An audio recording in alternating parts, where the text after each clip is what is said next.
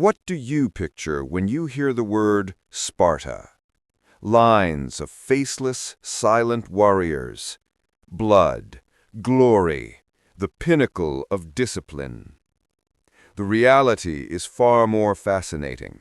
For centuries, this city-state dominated Greece, not just through brute force, but through a radical, often contradictory, social experiment. Sparta was one of the most influential city-states in ancient Greece, renowned for its unique social structure and military prowess.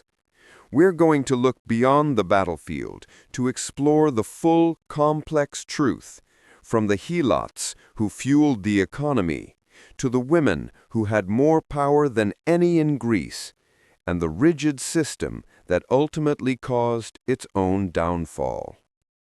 Spartan society rested on three distinct and unequal pillars.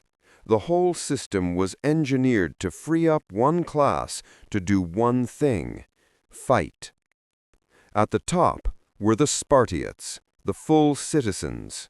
Their lives were defined by communal discipline and the agoge, a brutal state-sponsored military training system beginning in childhood. From age 7, boys were educated for war, leaving their families to live in barracks. Below them were the Perioikoi, or dwellers around. They were free non-citizens who primarily handled trade, manufacturing, and commerce, the necessary economic functions the Spartiates abandoned. At the bottom, and most numerous, were the Helots. They were state-owned serfs, enslaved by the state following the conquest of Messenia. Their purpose was simple: farm the land and provide the foodstuffs that fueled every Spartan way of life. This dependence on a perpetually rebelling population explains why the Spartiates lived in a state of permanent military readiness. Their greatest enemy wasn't Athens or Persia. It was the people within their own borders. Spartan women, a surprising anomaly. For all its rigidity, Spartan society offered women something unheard of in the rest of Greece.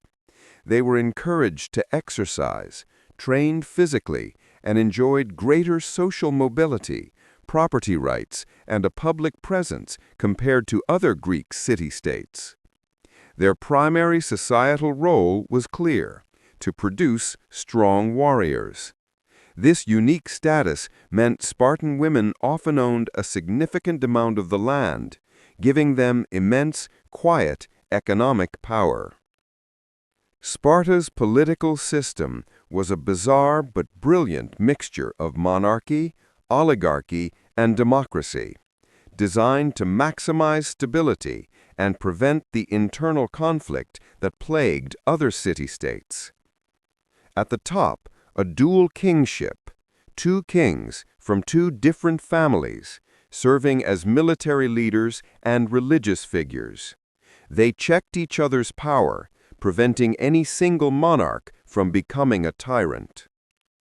Power truly resided in the hands of two bodies: the Gerousia, Council of Elders, and the Ephors, overseers. The Gerousia, made up of 28 men over the age of 60, and the two kings, prepared legislation. But the real power lay with the 5 annually elected Ephors. They could veto the kings, preside over the Gerousia, and even oversee the agoge. This structure provided checks and balances that maintained stability for centuries. This legendary system is often attributed to the mythical lawgiver Lycurgus. While much of his story is mythologized, it served as a powerful cultural origin story for the Spartan way of life. This political structure was the secret to their resilience.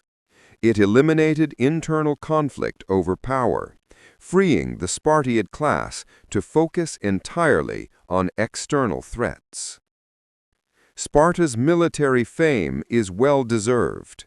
Their disciplined phalanx formation and individual skill made them the dominant land power in Greece. This prowess was tested and cemented during the Persian Wars, especially the legendary stand at Thermopylae in 480 BC. Though defeated, the sacrifice became the ultimate symbol of Spartan resolve. Later, Sparta's rivalry with Athens plunged Greece into the devastating Peloponnesian War.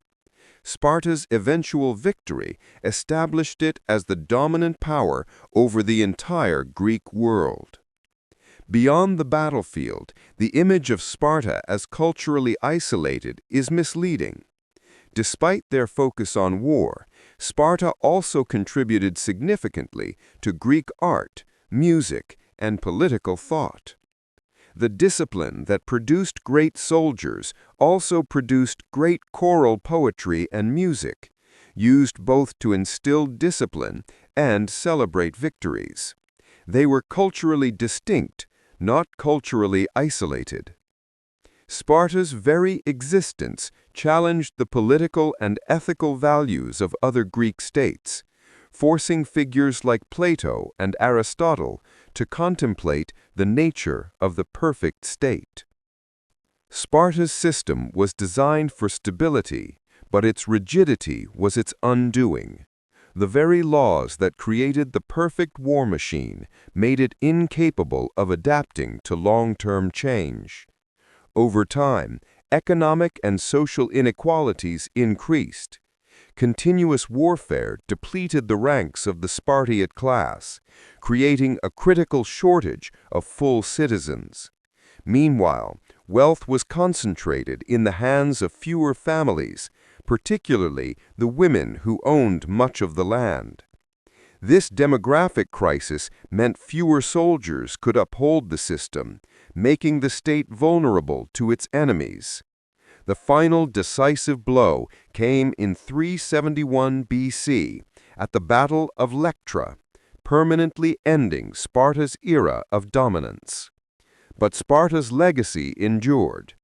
Its ideals of severe discipline, dedication to the state, and radical education have been reinterpreted throughout history, influencing political and educational thought in later eras, from Roman generals to Renaissance philosophers. Sparta was never a one-dimensional machine. It was a civilization defined by extremes: extreme military discipline, extreme economic inequality, and extreme social freedom for its elite women. Its true lesson isn't about the power of the sword, but the inherent flaw in building a society where the perfect design for stability also becomes the barrier to survival. If you found this video insightful, hit the like button and subscribe for more deep dives into the complex truths of ancient history. What other ancient society do you want us to explore? Let us know in the comments.